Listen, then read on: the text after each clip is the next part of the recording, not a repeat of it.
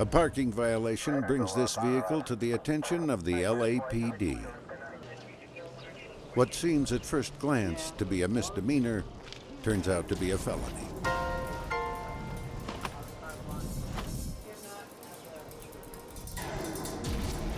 Investigators turn this Los Angeles city street into a forensics laboratory. Every clue they gather puts them one step closer to finding the killer. It can take hours to work a crime scene, and it's well after dark when the coroner can remove the body from the vehicle. This is one of the 140 murders that occurred in LA during the first 3 months of 2002. We just have a high number of shootings, everybody trying to claim territory and make money for survival, which is whether it's a narcotic trade or out robbing someone or stealing somebody's property or whatever it is so that they can make ends meet. Welcome to the streets of Los Angeles.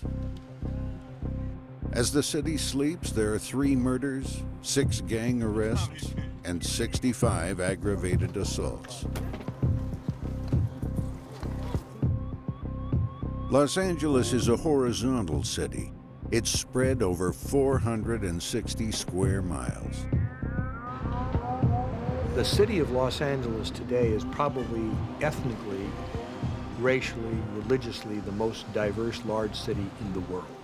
Scores of languages are spoken here. The ballot is printed in many different languages. The police department and other city agencies are always looking for people from various groups, Vietnamese, Cambodians, Filipinos, Koreans, as well as African Americans and Latinos from various parts of the world, simply in order to manage living together. And to me, it's extraordinary that Los Angeles has hung together as well as it had.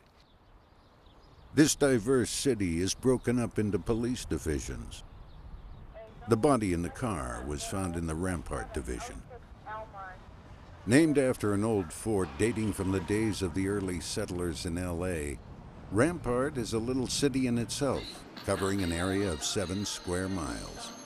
Its population of 375,000 is larger than St. Louis, Orlando, Tampa, or Newark.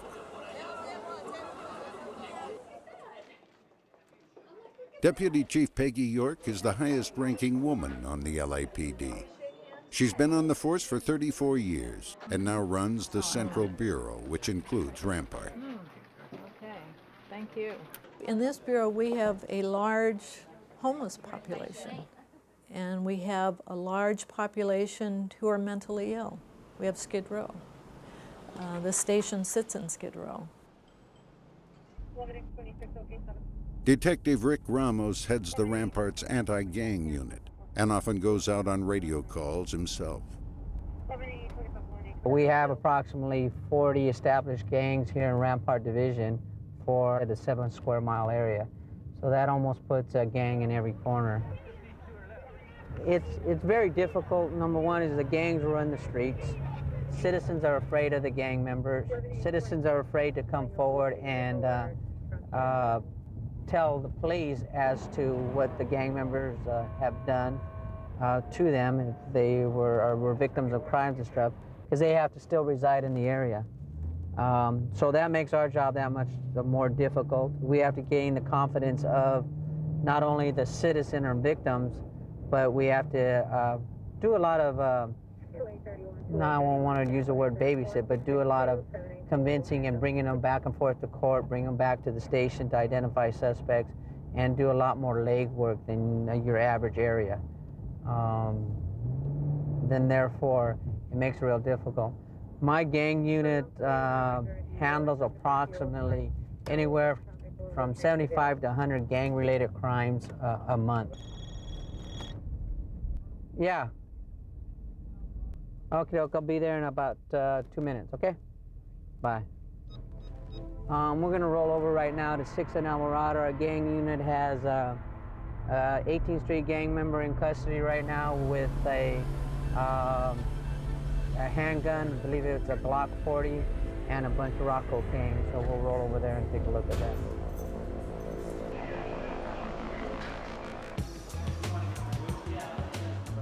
This gangbanger is spotted by the LAPD and pulled over. At 9,000 strong, the LAPD is the smallest big city police force in the nation. It compensates for its small size by proactive policing. Officers are taught to anticipate crime.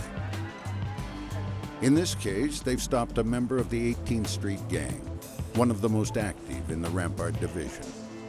He's known to the cops and has many prior arrests. A search of his car yields a harvest of crack cocaine, cash, and weapons. Officer Frank Garcia made the arrest. The 18th Street Gang, they hang out in this area. What they do is they're kind of like animals. They like to mark their territory. And this is what they do here, and I'll explain some of this writing up in here. If a rival gang came here to challenge and it crossed, something out here, it would probably lead to homicides, robberies, assault with deadly weapons, possible drive-by shootings, walk-up shootings. I've been working actually Rampart gangs for going on 3.5 years, and I've talked to, I've arrested many of these gang guys, and a lot of times, I'd say probably about 90% of the times that I talk to them, I ask them if it's worth it, and they say no. But it's their only way of life. This is the culture they were brought up in, and a lot of their friends are brought up into the gang life, so they can continue to hang out with these guys. I try putting myself in their shoes, and I understand where they're coming from, but at the same time, what they do is bad, and I like to put bad guys away. And I feel good every night I go home and there's somebody bad off the streets that are preying on the innocent here in LA. While the detectives at Rampart are proud of their work, a few years ago, one of them brought shame to the department. In 1997, a scandal erupted when one Rampart detective, Rafael Perez, was caught stealing $1 million worth of cocaine from the LAPD's evidence locker. In an LAPD investigation which rocked the department, Perez pled guilty to violating the civil rights of an unarmed gang member who he shot in the head. Perez ultimately implicated dozens of his fellow officers in what he said was a pattern of misconduct involving beatings, shootings, and false arrests. And I'll tell you with every inch of my heart and soul that I am truly, truly sorry. The federal government stepped in and forced the LAPD to accept federal guidelines for its operation. Rampart right now is very different than the Rampart of the so-called Rampart scandal. For one thing, most of the people who worked at Rampart during that time don't work there anymore. The name of the station, Rampart, is something that everybody knows about. If you go to any part of the country and some parts of the world, people know about Rampart. The Rampart scandal received nationwide publicity.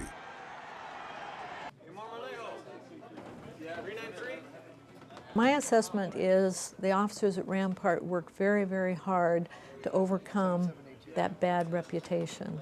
And they want to prove that Rampart is a good station and that they do their work right, they don't violate people's constitutional rights, and they treat people respectfully, but they still get the job done.